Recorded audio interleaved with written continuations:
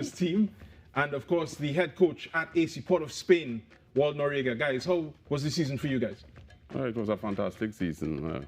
A bit disappointed how it finished, but the boys and them did well. So, speaking about the finish, was that something that that would have really stung for you this season? Definitely, it got wrenching. To lose a league after you was dominating for so long by 1 point, it hurts. I understand. Mr. Russell, you would have been at the Arima Velodrome along with a lot of Defence Force fans. Yes, I was. How was the game for you?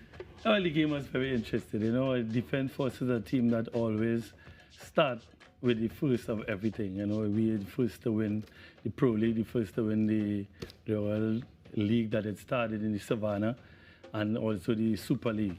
So, you know, Defence Force is history in the making to win the first Premier League. So before we get into the highlights, I just want to, just caution you against too much Defence Force praise in this show. It's a little close quarters here, but as we're speaking about the final match, a blockbuster event, we're talking about Defence Force versus AC Port of Spain in the title decider, week 22 of the league. In focus, this was a highly anticipated match at the Arima Velodrome. A lot more grass than it started with this season. There we see the kickoff. Defence Force would pressure them very early, but AC Port of Spain would come up with a bit of a retort. This is Che Benny's shot, just parried away from goal. It's Christopher Baguette with the save. On the other end, more from Defence Force. This time, good work down the left side. Right side, sorry, a shot just over by Dwight Quintero. I think Quintero could have done a little better with the finishing there. This is a corner from Felix. Shot again, but good save. No. I think the boys gave them a lot too much room, and they got their chances. How about this for a chance? This is John Paul Rushford showing his man a clean pair of heels. Yeah, I think he should have hit the target, because there was a lot of the goal to aim at. 0-0 at half-time, and you can see a packed Arima Velodrome. There's more from Rushford. Still on the left side. A good-looking cross. Unable to find space, but this shot was wide.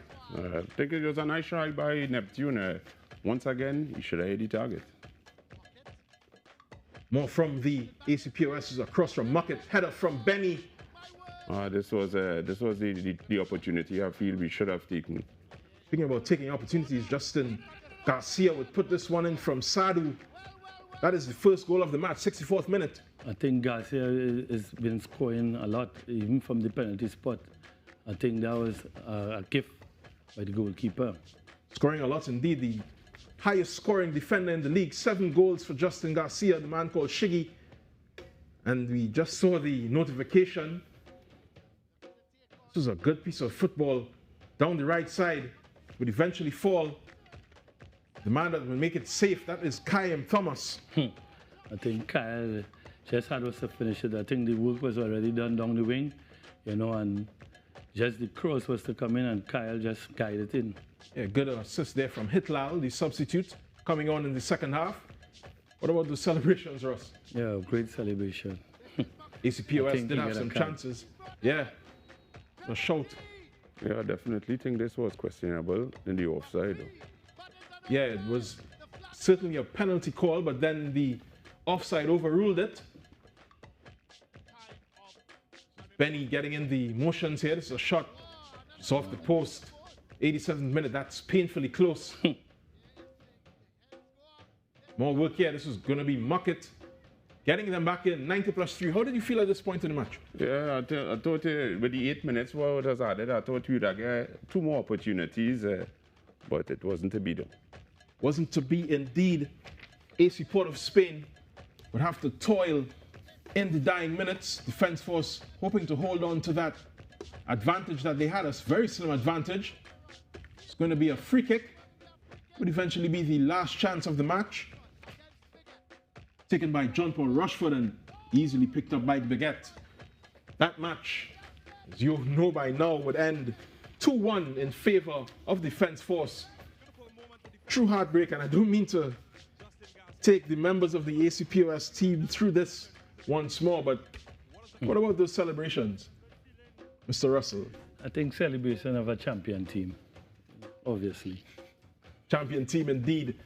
But how do you feel about this season from Defence Force? I know you've coached the team, you've played for the team in the past. How do you think that this win was constructed? No, I think Defence Force started off slow, you know. Since I've been in the program, I say, you know, when the big boys get rolling, they'll roll all the way through. I think AC let up a little bit coming on, well, in the last game. You know, AC did their job. They carried straight to the final. I think this season was real great for the fans because they get football right down to the end. You know, unfortunate for AC that they faltered to one of the big guns, which is Defence Force. You know, I will always say that because I'm part of the organization from small. But, you know, it's really a great season, I think, Defence Force did, you know, because they was way, way behind, as we say in all fours, you know, but they come good to the end, which is important. Yeah, a couple of people spoke about the slow start that Defence Force has had in a couple of tournaments, you know, leading up to this one. How did you feel about that? Were you a bit worried at the start of the season? Yeah, I was a bit worried, I could say, you know.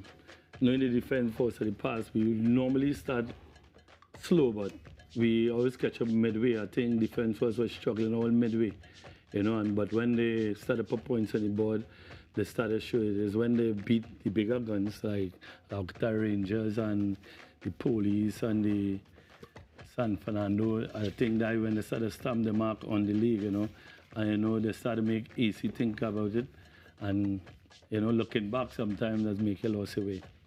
All right, switch it over to Mr. Noriega.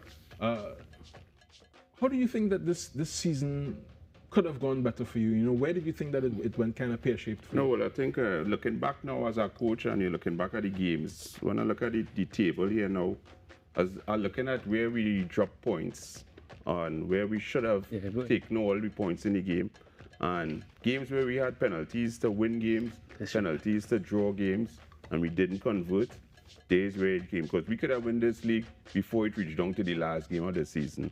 So it's something that we will look into and get the boys ready that for next season, these drop points and them could tell during the course of the season. I wanted to bring in an important part of the ACPOS machinery, Mr. Gilbert Batu, the technical director.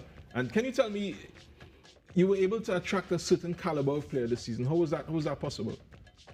Well, I'm also one of the national coaches, and with that, but I think it's more something about respect. People see you and they respect the type of work you do on the field with players, and with that, and a lot of the guys who came from the national circuit, they would have been some of the younger players that I would have worked with coming along, and there's a discipline that goes with that. And I think with that, the people, I think they felt that to join the AC Porter Spin outfit, it would benefit them, and I could say why.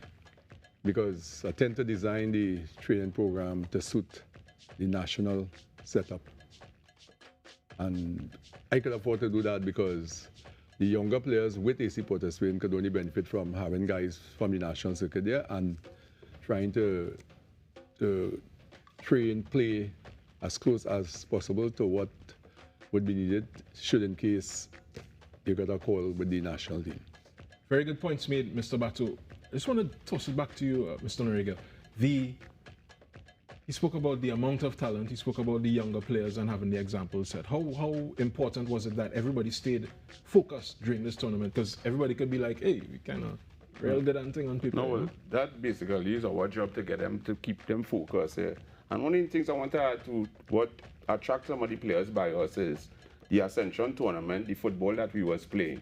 It was always showing that we just needed a few more players just to finish the project what we had in mind. And the boys and them was seeing the football that we play now, trying to play, and they come and add the little flair now into it and the little spice that when now people could associate it with our brand of football. We just try to put on the football and play and open up the teams and them. once we get a nice surface to play on, and they sometimes we don't always get, but there's something now we have to get the boys that we have to sometimes, have to battle out in some of the games and them. And the Velodrome game is a typical one of it. Yeah. We come on kind of more bulldoze their way onto it, and they get us out of our stride, and we could not get the momentum going, and it caused a little problem. But it's something that we will tweak, and it's something that we'll go back and work on. How do you work on that going into the knockouts, Mr. Bato? Well, we had intended to utilize some of the guys who weren't getting much playing time with the first team to represent in the knockout along with some of the other players. As you know, we qualify for CONCACAF as well. And it means to say that this doesn't stop here for us. There are lessons that we have learned already from the outcome, I should say, of the Defense Force AC Port of Spain and Conquer. And some of it we can't really divulge because we need to meet them again.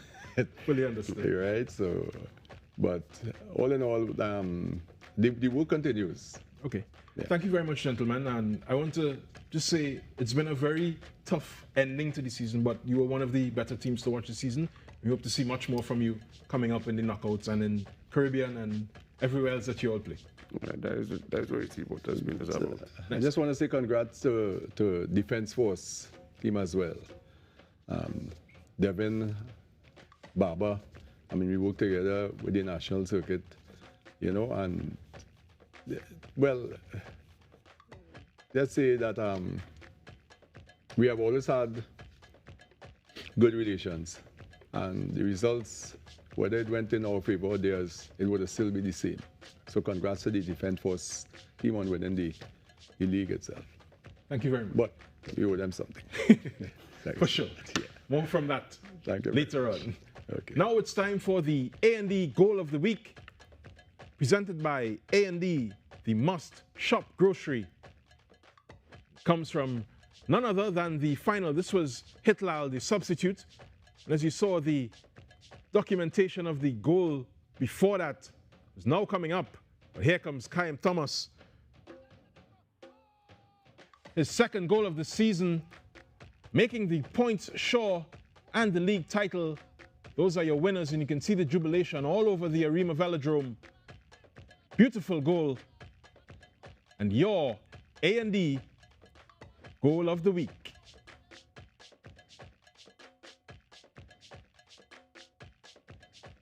A little sweetener there for you. Mightn't be too sweet for everybody else on set, but now we're going to take a break.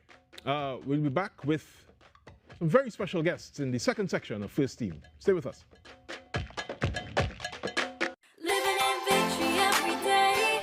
Did you tell your hubby about it, first of all? I did. When you were telling him, did you think that he was going to think differently of you or less of you? I thought exactly that. In case you've missed it, it's an encore of Nicole Larson Live.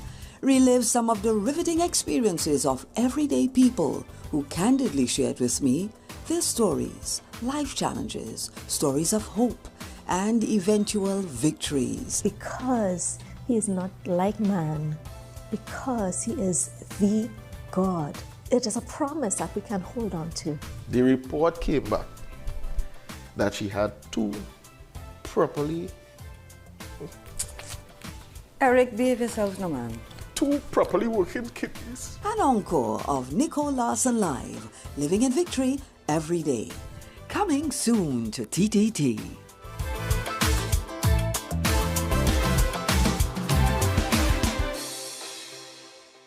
I'm Renee Sion with another edition of Caribbean Week in Review.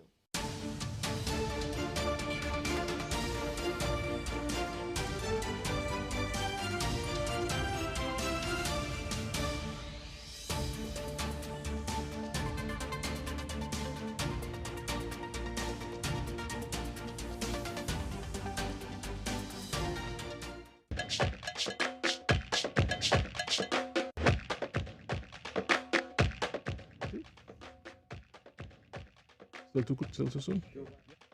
Back here on First Team for one of the other matches one of the final matches in week 22. Police versus the Terminex Locator Rangers. Beautiful scenes here. So it'd be Police's first attempt very early in this match. Great save by Bryce there. Man who always has the eye on the keepers. More good work from Police, just hitting the post. I think Barry had it covered. This would be the goal. Looked to be a great through ball, just a bit inadvertent, but Kadeem Hutchinson, 21st minute. First post goal, you know how I goes with first post goal, you know. From start of the season, I always tell you, it's a sin to get a goal on the first post, and I think that was a cardinal sin there. Pet peeve here on first team, a first post goal, giving Police FC the lead after only 21 minutes. This would be a tough watch if you're a neutral. Would continue to try to attack, but just unable to find that safe that they were looking for. I think Police was really attacking the Locator Rangers here, but I think our Rangers, as a good team, step back up and, you know, run a free kick going wild. But you know, when you're not chasing the league, how the feeling does be. Yeah, and a great save here. So a good shot through the wall. I think that's one I like to do myself. Would have been glad to see it yourself. Second half action. It was Rangers still looking, still plugging away. Yeah. Good save by Fonset. More from Rangers. Somebody very close to the hearts here in the studio. I think you should have put it with that there. Constructive criticism and out of the home. So cross easily claimed again by Fonset. He would soak up some minutes, some seconds. This match came to an end. That one goal, a brilliant save twice, was almost turned into two by Police. A tricky finish though. Almost there. But it wouldn't be, that would be a 1-0 result for Police. Now let's look at this week's results. From the final week, we saw Defence Force beating ACPOS earlier. Police FC won their match. And then Nathaniel James scoring his 15th to get that Golden Boot award. First goal for Isaiah Thompson, giving them a 2-0 lead, 2-0 win over Heritage Petroleum Point Fortin FC. Let's look at the standings at the end of the season. End of the league portion of the season. Defence Force, ACPOS, Tiger Tanks Club Sando in third. They were very much in the thick of things for most of the season. Terminex Locator Rangers finished fourth. They would have been disappointed with that. Police FC improved from 10th to 5th to finish in a very good position for them. Central FC, Civic, Jablute, Connection, Caledonia, Prisons, and Canupia make up the rest of this table. Now we want to speak about one of the pivotal figures in the league, a man who has done a lot for his team and led his team. I want to introduce somebody that the national community will be very familiar with. This is Nathaniel James. Hi, nice to meet you. I'm glad to be here. Yes, man, Nathaniel. Congratulations on a really good season. How did you feel about your 15-goal haul? I feel happy. I feel proud of myself, you know. And it was a good season. It was a good way to, you know, remind people of the country who is Nathaniel James, because I know they haven't seen me in a while. Yeah. You know, and the last time I was playing in the league, I was 15. So, you know, I just feel very happy and proud of myself. Let's speak about you playing in the league at 15. How has been being able to play that level of football, both nationally and in the league, helped you develop as a footballer? No, well, it helped me develop a lot, you know, gaining that experience. You know, I was under Stuart Charles at the time at 15 years old, you know, under Clyde Leon as well, you know, blessings to him. And, you know, when I was there with them, they always tried to help me improve in all aspects of the game. But when I came here to the new season now, being 18, you know, turning 19, you know, I had to work on, you know, my defensive side of the game. Okay, you know, that's what they look for in Europe, and that's what I really came here to work on in this league here. So it's been a lot of hard work for you. The reason you're here is because you've missed training. Now, I made the arrangement for Nathaniel to come on the show with one of his parents, and she was saying to me that you don't miss training at all. No, I don't actually. I don't. You know, I train a lot. I train a lot of extra days as well. You know, that's what I need to do. That's the work ethic. You know, and I think that I need to keep that for the rest of my life. Is that an example you want to pass on to the other young players in the league and maybe around Trinidad and Tobago? Yeah, for sure, definitely. I think, you know, always training and always, you know, not missing training. It would be good for any young player to teach them discipline, and it can only make you improve. Ross, how do you feel about the youth players that we've seen in the league? I know we have the top of the youth here, but how do you feel about the rest of the league and the youth that they've been able to bring through? No, well, I think youth in any league is good, you know, and I think the youth that we have playing right now is from the under 15 settings that we set out to, you know, and it showed that once you go to youth, when you bring in players like Nathaniel, you know, you could see, you know, he's the top goal scorer in our league, in our big league. So you know that also is well for the future in football, you know, and we need to push a little more and focus a little more on the youths so that the league could keep improving and reach where we want it to go. Yeah. Now, the future is bright for Club Sandoy in the Caribbean Club Shield. You also have the knockouts. Can you tell me how you feel about the rest of the tournament? No, I feel very positive about the rest of the tournament, and I know the team feels very positive as well. I know they think that we can do very well. I know the coaches, Coach Abdullah and Coach Cornell, you know, they have high hopes for us, and I know that they would believe in us, and I think that we could do really good. All right, thank you very much, and thank you for joining us on the show. We've been blessed with some royalty here on First Team, but it's time for a break. We'll be back with some views from the Gold Cup campaign. Stay with us. Good morning to you, Trinidad and Tobago. Thank you so much for choosing us here on the Now Morning Show. We get you up in the morning, now. This music got me jumping, music got me whining. Don't let nothing bother you. Put your hands in the air, everybody. Lift your spirits, sharing good news, now. Dealing with current affairs, now. But I have to ask this question. You yourself just mentioned that these resources are depleting. They don't come back out again. Are there any conversations that's going to be happening in terms of diversifying the economy? Giving you a voice, now. The Now Morning Show, Mondays to Fridays, 6 to 8 a.m. only on TTT. With Rokas, Kimberly, Ainka, and Natasha. Making a difference today, now.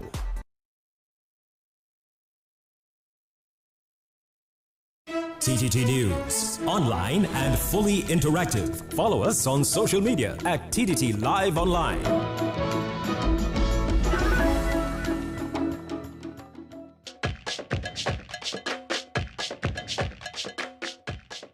Now, the reason I'm working tonight alone is because Wayne Cunningham is off, embedded with the national team in the Gold Cup. Let's hear from him. Angus, you give us 2 minutes. 2 minutes, fellow, give me. Well, you probably know that we're all the way out at Trinidad. That's why you don't want to give it too much time, guys. Hello, First Team fans and First Team people. I understand we have some coaches in the studio. Welcome to First Team. Long-time analyst on the show. But the man have more ratings than me. Right? But we talking First Team, we talking TTPFL. Angus, I know we are up here a long time. I know you watched the game, the final. Tell me your thoughts on the final between Defence Force. Well, firstly, I mean, it was a mammoth crowd, unbelievable crowd, and Defence Force came back and sneaked it away from AC Port of Spain, who had a fantastic season. But at the end, you know, the Army men, they never give up until the end. And you saw that again. Army played a really, really good match. I'm really happy for Kaim Thomas. He was an excellent performer in the game. Also, Justin Sad. Well, give me your overall thoughts on the league when now it finished. You know, it had a tight finish. Some good competition, and you have some of the players still back home. But tell me your overall thoughts on the league itself. I think for players who haven't played for a long time, I mean, it's going on almost 3 years that we hadn't have a league. So for me, where the players started to where they got to is very good. But I did say in the earlies, it will help the national team in the long term, not in the short term, because the fellas will have to get back up to match fit and stuff. But all in all, it was a fantastic season for our first season back.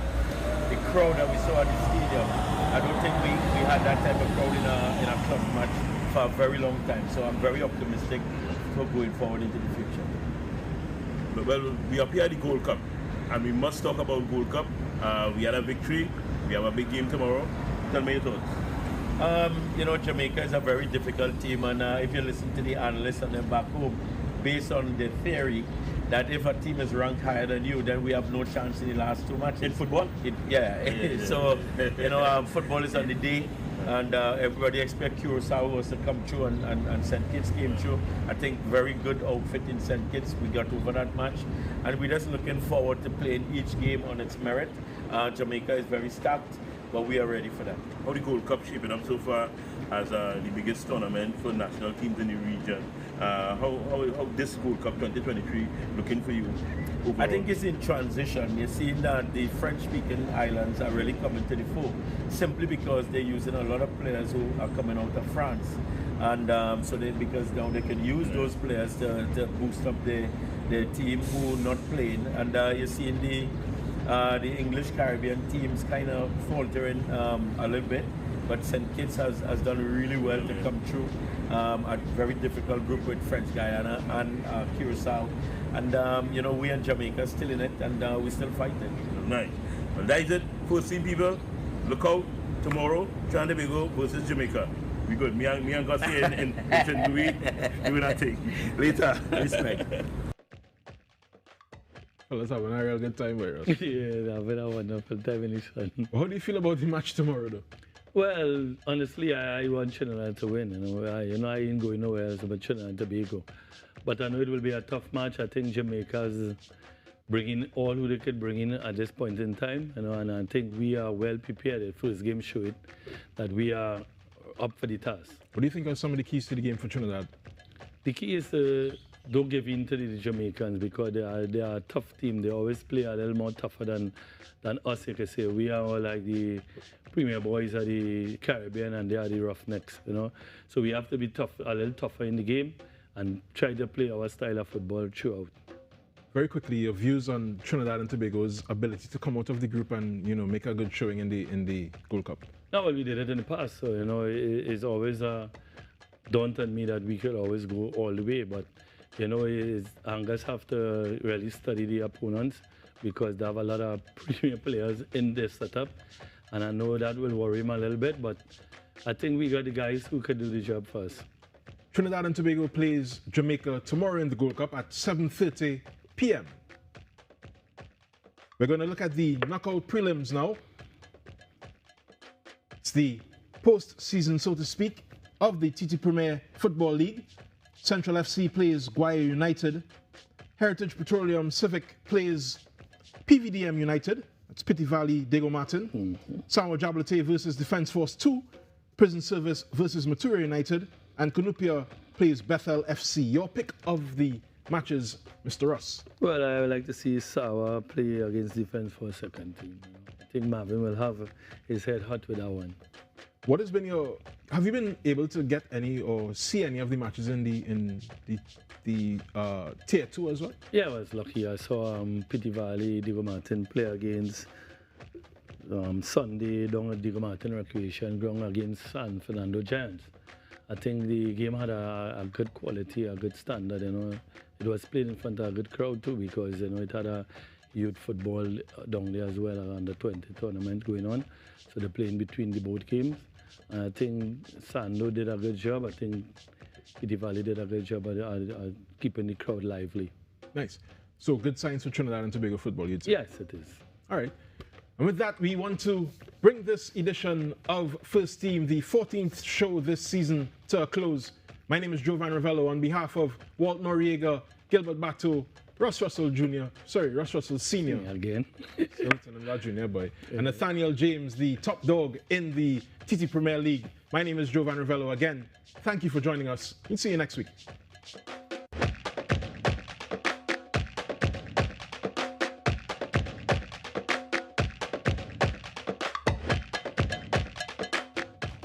First Team was powered by A&D, the Must Shop Grocery.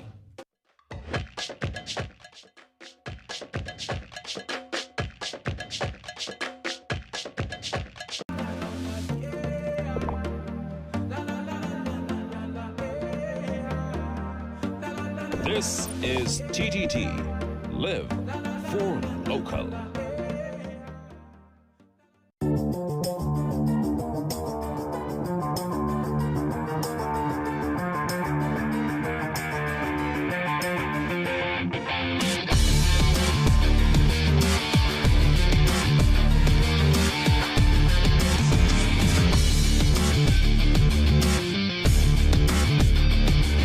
Line and Length in association with Massey Properties ProClean and Massey Realty. Hello and welcome to Line and Length in association with Massey Realty. I'm your host, Andrew Seeley. And joining me from all the way in the UK, the former West Indies captain, Sir Clive Lloyd. And Sir Clive, we have just had a most outstanding first Ashes test at Edgbaston, Australia trampling over England. Sir Clive, Test cricket is not dead, is it?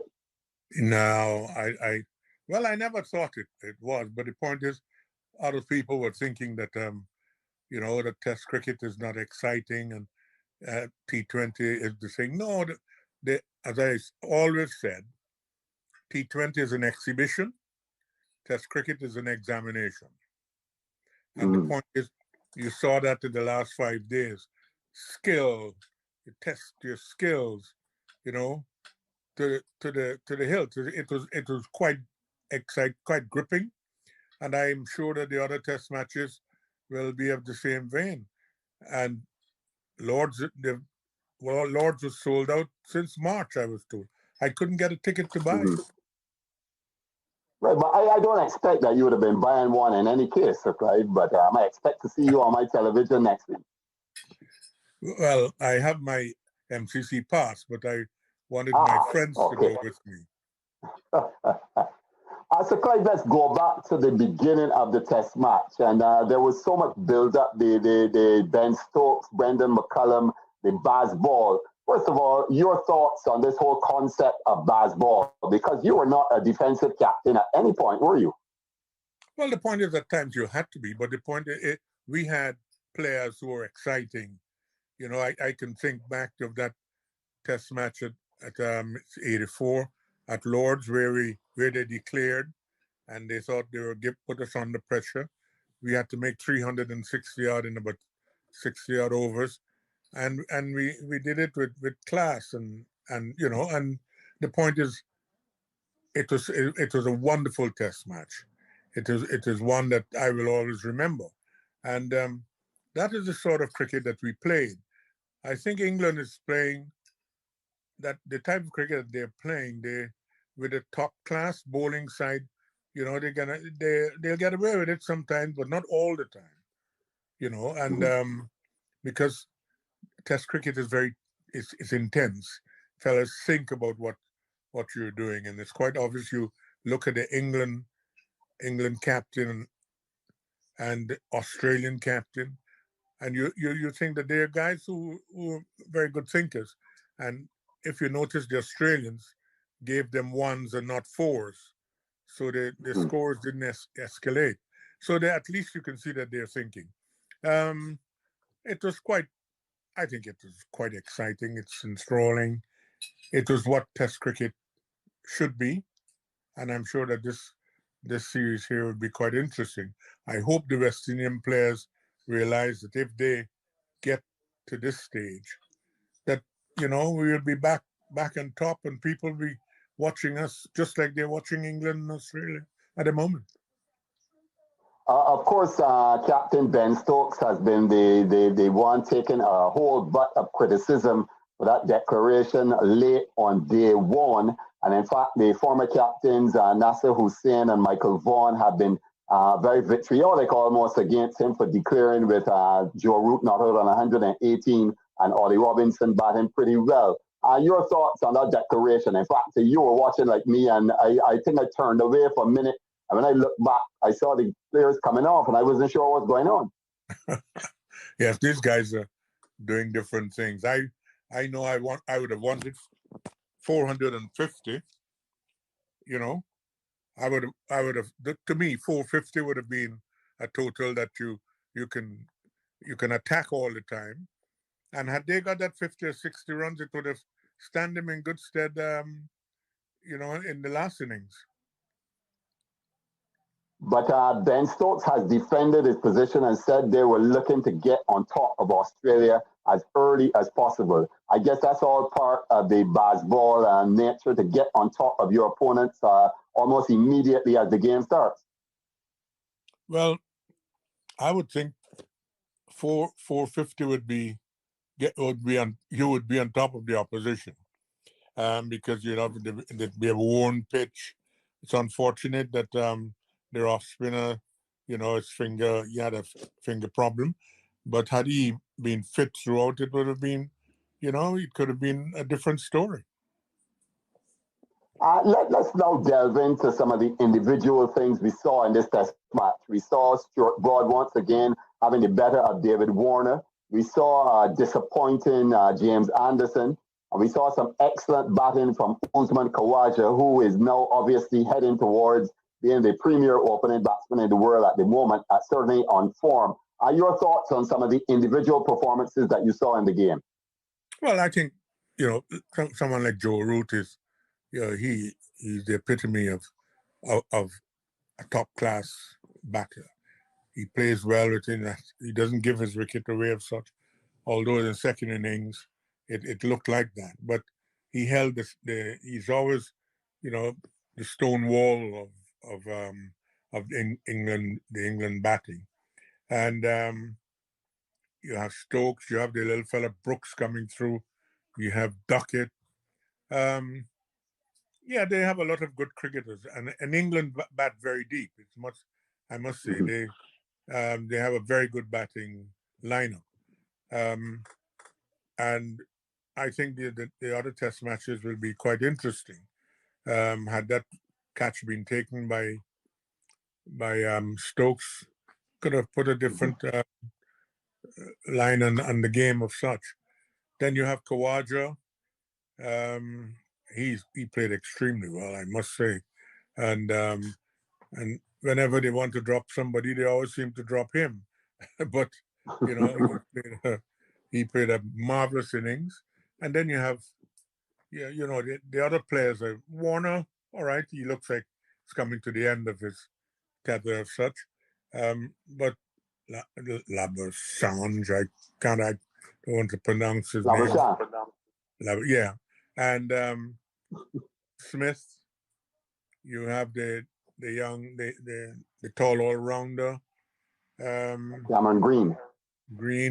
They've got a good side too. And they're now beginning to believe in themselves. They have a captain that is forward-thinking. And I think this could be a very exciting test series. Line and Length in association with Massey Properties Proclean and Massey Realty.